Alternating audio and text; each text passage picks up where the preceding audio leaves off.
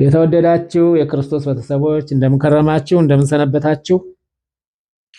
የዛሬው ርዕሳችን እንግዲህ ቀርሜሎስ ይላል።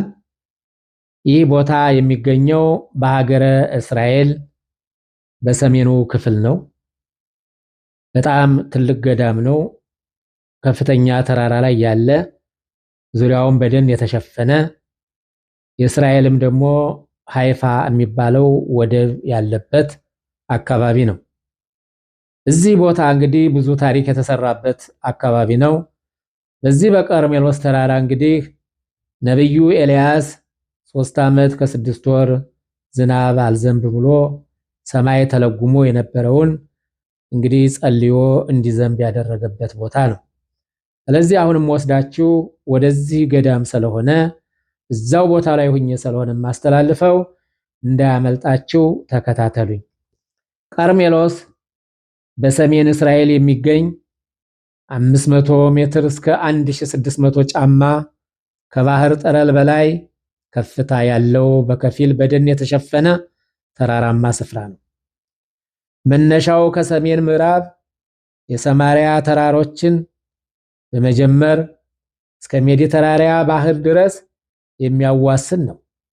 በዚህ ተራራ ለብዙ ሰዎች መኖሪያ ያገለገሉ የነበሩ ዋሻዎች እንደነበሩ በስፍራውም በዓለ የሚባል ጣዖት አቁመው ያመልኩና መስዋዕት ያቀርቡ እንደነበረ ጸሐፍት ይገልጻሉ።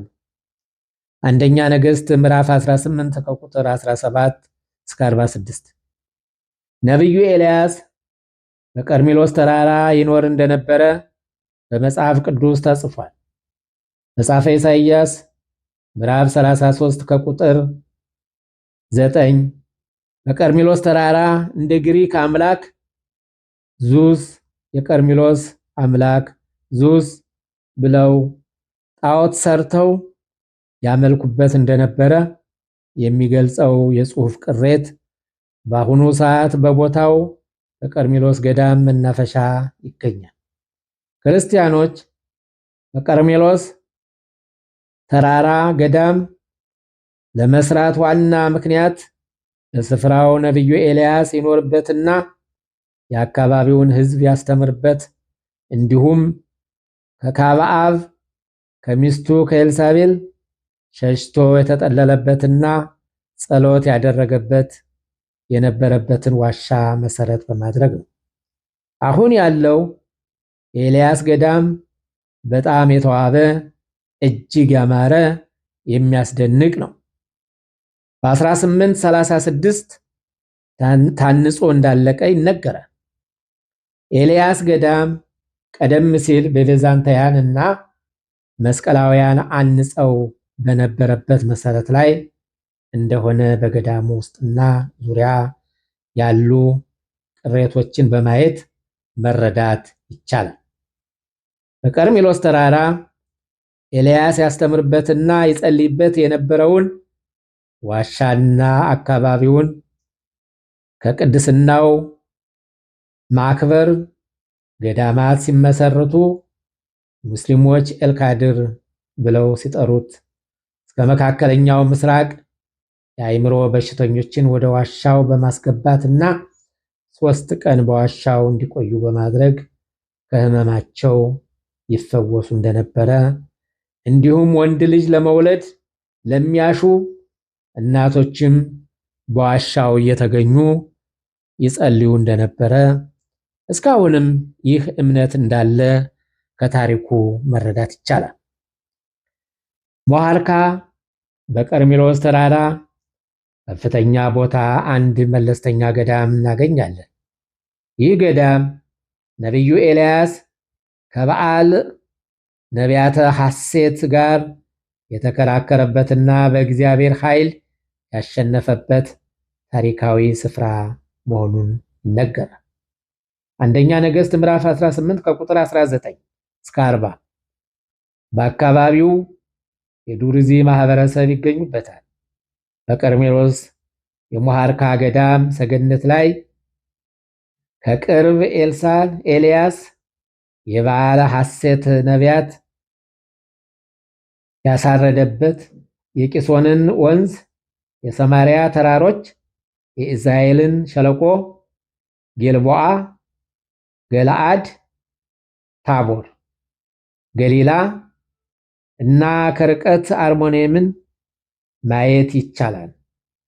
ገዳሙ በካርሜላይት እምነት ተከታዮች ለነቢዩ ኤልያስና ለእመቤታችን ለቅድስት ድንግል ማርያም መታሰቢያ ተመስርቷል።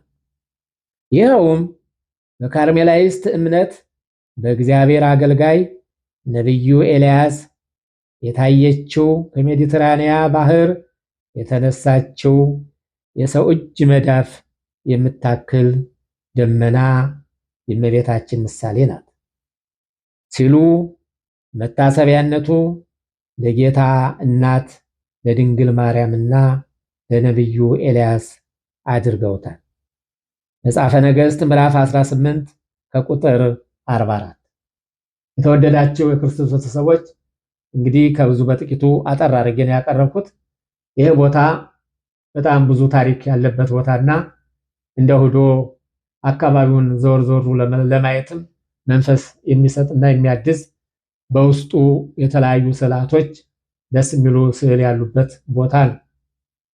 ይህ ቦታ እንግዲህ ከኢየሩሳሌም ወደዛ ለመጓዝ ያለው ርቀት እስከ 153 ኪሎ ሜትር ነው። እንግዲህ ከኢየሩሳሌም ከተማ ተነስተን ማለት ነው 153 ኪሎ ሜትር ርቀን ሄደን 2 ሰዓት ከ16 ደቂቃ ይወስዳል ማለት ነው። እንግዲህ 153 ኪሎ ሜትር የሚወስደው 2 ሰዓት ከ16 ደቂቃ ይወስዳል ማለት ነው። ይህን ቦታ ተጉዘን ሄደን ነው ከኢየሩሳሌም የምናገኘው ማለት ነው። በሰሜኑ ክፍል ነው የሚገኘውና ስለዚህ ይህን ቦታ ያላያችሁ እንዳያመልጣችሁ የማየቱን እድል ይስጣችሁ። እዚሁ ደግሞ በአካባቢው ያላችሁ ደግሞ የማይጠገብ ቦታ ስለሆነ ይህን ቦታ ሁላችንም አንዳንድ ጊዜ እየሄድን ብናየው መልካም ነው ብዬ አምናለሁ። የዛሬው ርዕሳችን ይሄ ነው። እንግዲህ ወደ ሌላ ርዕስ እስከምወስዳችሁ ድረስ ሰላም ሁኑልኝ።